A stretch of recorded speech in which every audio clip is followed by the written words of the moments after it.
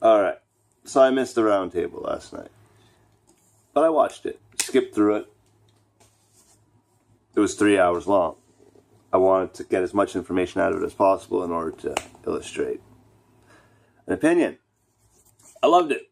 First and foremost, the fact that it bounced all over the place is the point, because we can never stay on one particular topic. The second point that I really enjoyed watching was how much fun you guys had doing it. You have to have fun doing it. The topics are not always comfortable to talk about, right? So you guys kind of have to find the fun. I enjoyed the love connection part of it all. That was funny. Don't worry though, just because the drummer boy's in Canada, that ain't gonna stop him. I don't know if you guys noticed or not, but that's so not gonna stop him. Of the Worldwide Resistance Network, this is the motherfucker that literally walks around the country and spreads the word. This is, for lack of a better explanation, this is our missionary. This is the guy that just kind of meets you on the side of the road and says, yeah, no, I've been following these guys on the internet, and these guys have been trying to piece some pieces together, and they may not always be right, but unfortunately they're not always wrong either, so I'd encourage you to go and look at some of their work. He's our guy. The spirituality aspect of things is always extremely important because it seems to be the source of many people's happiness in the world. It's like we've always said, we always have a hard time really nailing it down, because some people will always say we're trying to push one particular religion. Just because we sound pro one religion one day doesn't mean that's the religion that you should join. It just means that, hey, everybody's got a little good in them and everybody's got a little bad in them, and let's illustrate these good points. Well, when we talk about the good points, why don't we actually give that religion a pat on the back for doing something right? You know what I mean? So just because we talk positively about certain things does not mean that this is what we would like you to do. You have to do what you want to do. But when we talk about it, there's always going to be questions that come to light that people are not always the most comfortable answering. At least answering with the fullest information available to them. Grandmaster Evan brought forward a question. Serious question. So serious that Tin Man wrote a book, and he made sure to address this question in his book. What was this whole no black people with the Mormon Church nonsense? Well, the truth is that it was not really that they couldn't be members, it was that they couldn't hold the priesthood. Find that interesting. Seems quite racist, to tell you the truth, but meh. But here's an interesting thing. He asked, where did that come from?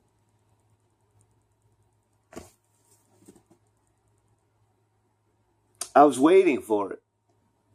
I'm not going to spit hatred and spew hatred in any one particular direction. And this pill that I'm going to serve up will probably be one of the hardest for people to want to swallow. But Mormons are of Zionist descent. That's what the truth is. That's why I'm no longer a Mormon. Sucks, doesn't it? You know, when they say things like, we hold the fullness of the gospel, the fullest truth available, the entirety,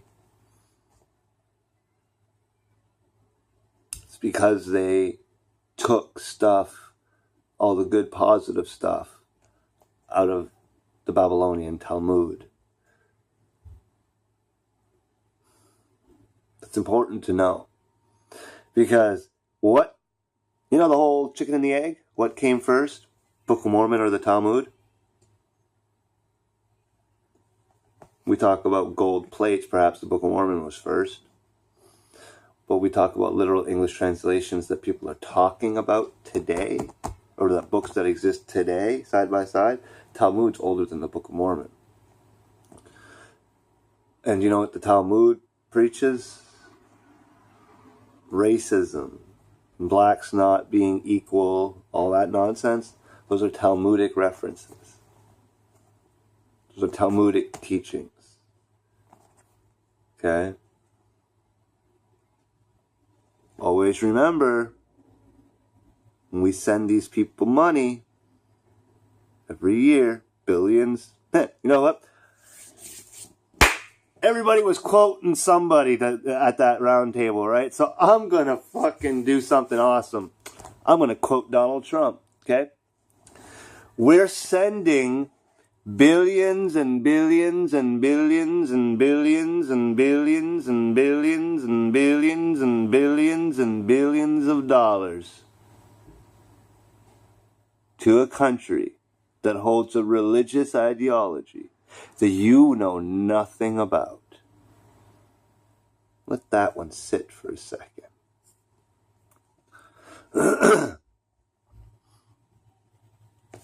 They are racist, pedophilic, anti-Christian people. And we send them money. Lots of it. God honest truth is, I didn't know that such a religion existed. Don't talk to me about Wiccas being the work of the devil and witchcraft. These are people that are worshipping the most purest energies and entities on the planet. They're worshipping the sun, the stars, the trees, the leaves, the rocks, the water, the oxygen that we breathe. The very essence of life on this planet is who and what they are worshipping. We're talking about people here, you know, I must apologize for the interruption. We're talking about people here that are worshipping the most valuable essence on the planet. Can't grow your food if you don't have dirt. Can't grow your food if you don't have water. You don't live if you don't have air. Something tells me that the sun is a relatively important aspect to make sure all of these things still work. These guys aren't off on the wrong path here, I guess is what I'm getting at. These people aren't talking about child sacrifice here. Okay? So it's very easy to put on the side the Wiccans and the witches and the warlocks and all of that aspect. Although I won't disrespect what one of a Wicca member brought forward to the table was that although there is light and dark forms of magic within that ideological religious belief, if you chose to worship and utilize and access black magic, there actually was a consequence to this choice. And so there it is. There is the religious construct of good and evil found within a group of people that the whole world would have persecuted as them all just being fucking Satan worshipping. No, that's just not how it works. Doesn't matter what religious ideology you stand behind, there's good and evil within it. It's the war within the war. It's very impressive stuff to try and wrap your head around. What I'm trying to wrap my head around is all of this stuff. Because we're all fighting each other in one way, shape, or form or another. So, I can feel quite comfortable to say that it's not the witches, warlocks, Wiccans, and the naturalist religions of the world that are responsible for what we're looking at. Cool. You're off the hook. Moving forward. Catholics. The Pope has been saying some very interesting things. I don't know, man. There's a lot of stuff out there where, yeah, not even sure if I'm ready to touch that one yet. I have to look into deeper scripture, and I need to find out if the Antichrist reveals himself first, or if the Antichrist is actually demonstrated to the world. If the Antichrist is demonstrated to the world, then it wouldn't matter if a man came out and said, I am the Antichrist. But if the Antichrist reveals himself, a man or a woman at this rate, coming out and saying, I am the Antichrist, that would kind of suck. Just putting it out there, especially if the person that chose to come out and say that I'm the Antichrist would be someone of the spiritual and religious magnitude and nature, such as Pope Francis. Been doing a lot of the Nostradamus research, correlating that with the Revelations, correlating that with the end days prophecies found in the Quran. Crazy shit, guys. Crazy shit. It's gonna end in a very interesting way. So, that's the spiritual side of things. I got into the Talmud. I got into black people. That's where it comes from, Grandmaster Evan. You asked a question. Why did the Mormons not allow black people to hold the priesthood? It's because they were adhering to a particular teaching found in the Talmud in the early stages of the church's development. Perhaps it was the early naivety of the priesthood then, thinking that all Hebrew texts were of righteous order. But that just isn't true. Would it be fair to assume that all English texts are not righteous? Just putting it out there. Okay? You know when they say Adolf Hitler used to burn the books? Yeah, they failed to tell you that Adolf Hitler was burning pornography. They just told you he was burning books. Never told you which books he was burning. History comes to shows that he was burning pornography books. Perhaps the pornography of the non-heterosexual persuasion. Maybe. Maybe Hitler didn't like the gay. I don't care. Personally, it doesn't bother me. It doesn't affect me. I wasn't even alive in that timeline. It's an important piece of history. I always try to keep you guys axed on Hitler. Not because I want you to worship him. Not because I want you to think he's a good person. I believe it fair to know what his war truly was. I know what George Bush's war was. I know what Obama's war was. I'm a Canadian, I'm not an American. But this world issue is quite fucking big. So I believe it important to know what Germany's war truly was. They always told us Hitler persecuted the Jews. They never said why. I looked into it. I found Zionists. This big fucking problem, people. This ideological religious structure is not allowed to exist. Sure, it's not allowed to exist because I say so. There you go. Someone said it. Give me the authority required to make that a powerful statement. Zionist is not allowed to exist. You're not allowed to rape little girls. Just can't. There's something wrong with that idea. Not a good ideology. You shouldn't. Racism is bad. It's wrong. You really shouldn't do that. Actually, if you really want me to light the proverbial fuse on the biggest firecracker in the world,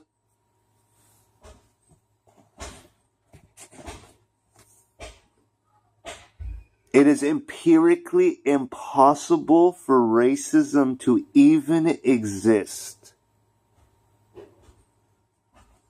We're not different races, you fucking moron.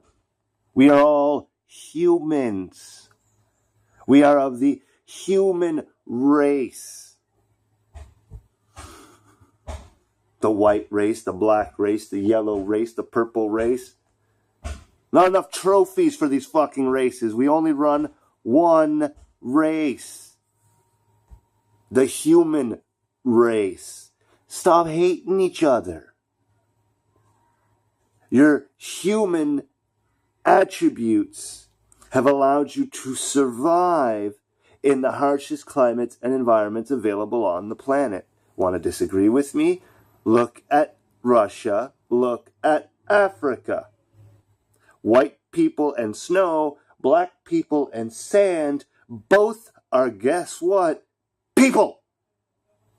Living in harsh climates and thriving.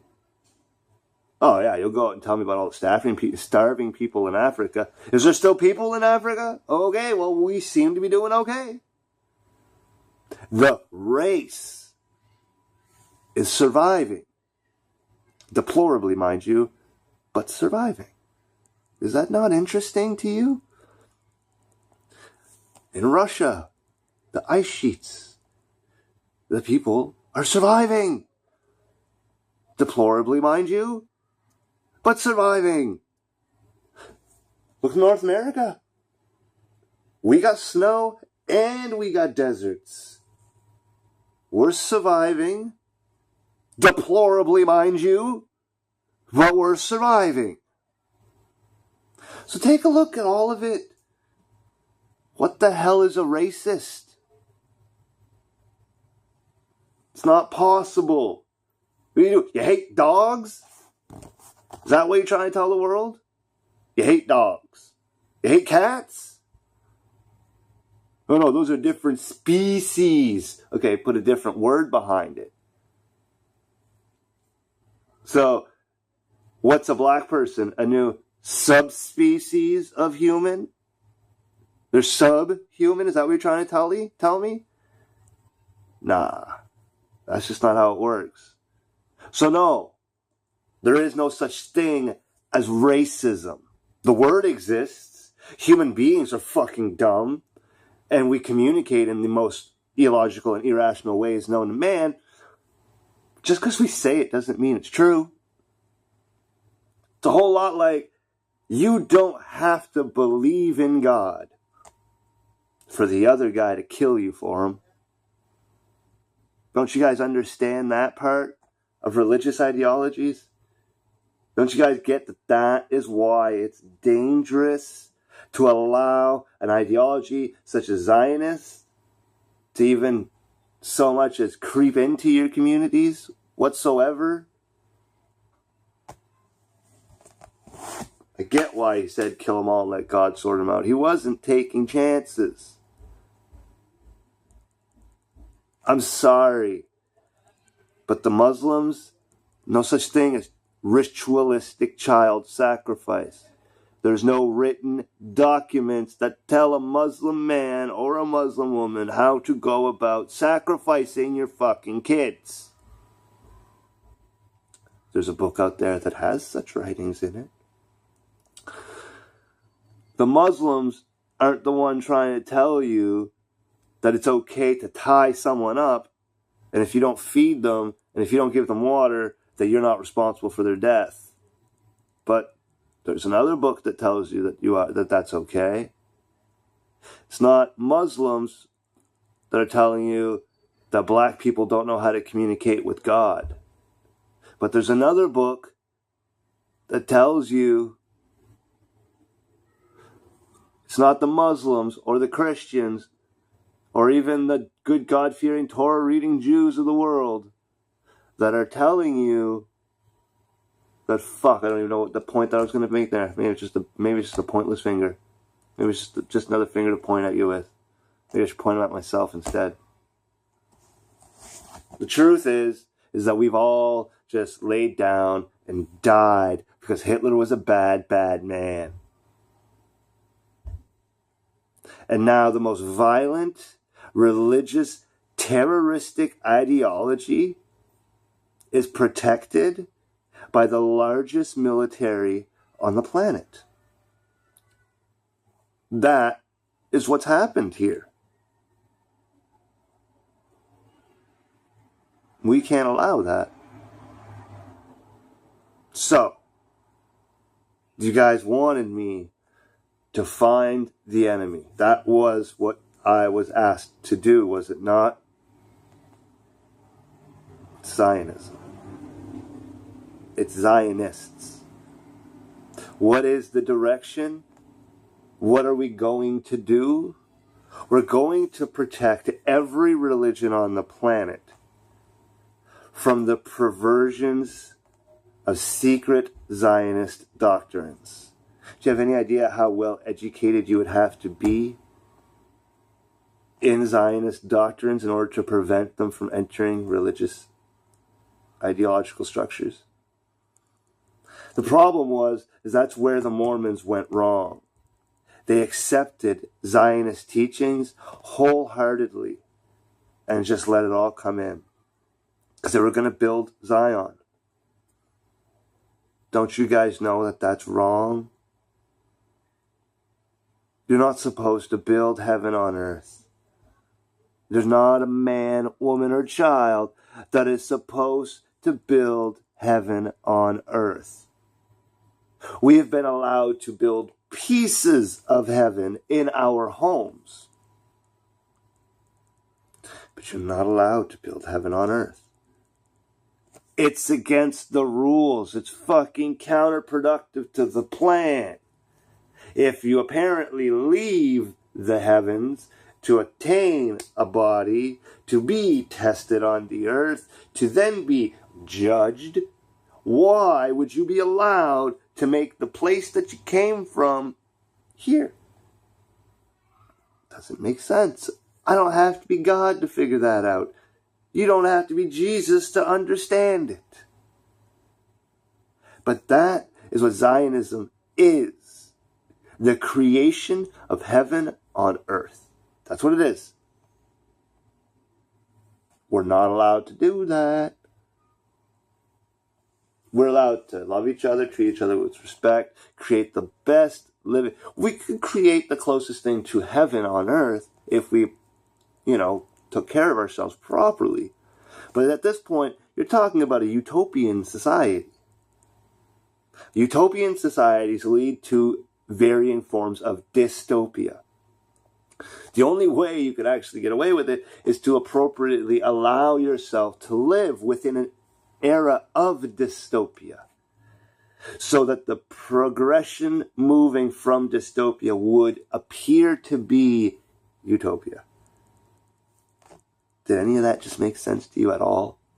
Or did I just use a bunch of fucking words that you have to now Google to figure out? This is why I don't teach very often anymore. It's hard for me to speak because I got these words that most people don't even understand anymore. The words we don't use anymore. But in order to achieve a utopian society, one must forcefully push themselves and their current and existing society through a level of dystopia that we probably do not want to visit, just to make it look like it's all better later. When later it will not be an improvement, it will merely be a return to a norm. Why? Because how do you do it? You take yourself from the norm and you go to a dystopian view of society, so that then you can bring yourself back up to the norm. But in accordance to dystopia, this is heaven. Okay? How does doing this and this and this and this and this lead you here? It doesn't. It's all mind games. It's all a fuckery. Guys, the ex-Canadian defense minister, the guy that's in charge of our entire freaking military, has outright came out and said that aliens exist, and no one's talking about that. I'm not talking about tinfoil hat conspiracy theories. I'm not talking about UFOs. I'm talking about the Canadian defense minister in my country. That's who I'm supposed to listen to. If I go to this person and say, do aliens exist? And he says yes. Isn't that not an interesting fucking reality to be living in right now? Is that the truth that's being suppressed? They've always said if aliens exist, God don't exist, right? It took the religious people a long time to accept that God created more than the earth. But you guys remember, God created the earth in 7 days. So, are we going to allow an edit there? The first book, the first page, we're going to allow an edit here that says God created the universe in 7 days instead? You see where it started to go wrong extremely quickly? God created the earth in 7 days, and aliens are extraterrestrial, but God don't live on earth. God's an alien, guys. Now, whether God is an alien outside in a laboratory in a petri dish and our entire universe exists purely in a petri dish, then yes, he's God. He's not on earth. He is extraterrestrial. He's not living with us here. And he controls everything around. Yeah, a little petri dish. It makes sense. Okay? The entire universe in a petri dish. But we have writings that say that all this motherfucker was responsible for was creating the earth. Well, then who created him? That's where the Mormons have a very interesting theology. How do you even create a God? It's us. That's what we are. Don't think anybody really wanted you guys to know that, but that's what it is.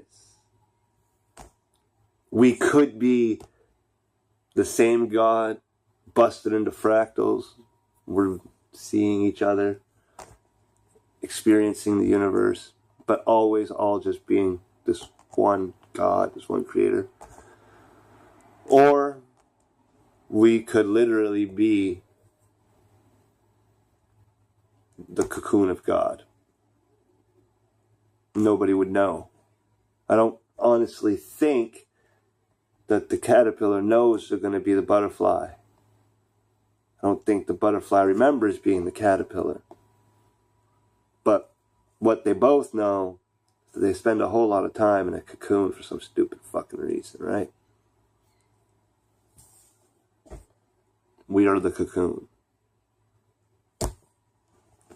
We are a spiritual creature. You are not a person that has a soul. Wake the fuck up. Okay, you can't own a soul. There's only very few people, few select things in this universe that can own a soul. Probably the person that issued you your soul, for all I know. But you're not a person that has a soul. You're a soul that just so happens to have a body for this period of time in your existence. Because we figured out the soul is energy, and energy does not ever become destroyed. Can't do it. Can't destroy energy. This isn't religious mumbo-jumbo theological fiction. We have a camera. They invented a camera. They took it, they put it in front of flowers. They took pictures over and over again. Maybe pressed record, I don't know. This camera has physically filmed and photographed something leaving a flower upon death. How long did you think it took for the scientists to point that camera at a human being to see something left upon death? What do you think the camera found?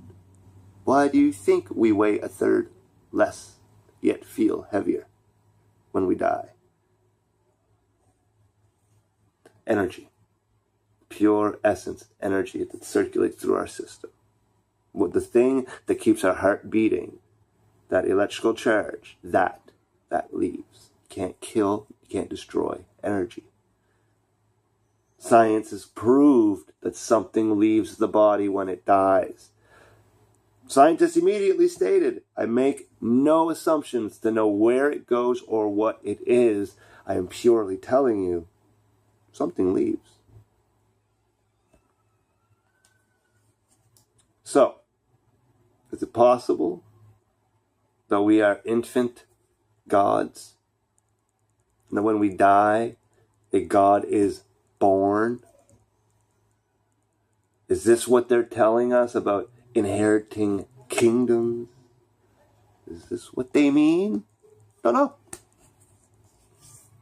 But with a little bit of information that I've just given you, the topic of conversation all by itself becomes extremely interesting as to what it could possibly be. You just got to be careful, because this topic will take you away from your chores, will take you away from your rent, take you away from your job, take you away from your family. don't get lost in this information. But don't be naive to it either. I love that roundtable discussion, man. It's badass. Just kind of wish I would have been able to be part of it. But that's pretty well the short and skinny of it all, guys. I'm not a big fan of the Zionist Babylonian Talmud. And the more and more you research it, the more and more you'll probably begin to understand it. The more you'll understand my battle, the more you'll understand why I don't know how to approach it yet. But that's where it lies. It's right in the core of that religious ideology. I don't think any of us are ready for it. Whoever takes on that battle will be called the next Hitler. Mark my words. If you guys are hearing this, you are the resistance. John Connor, out.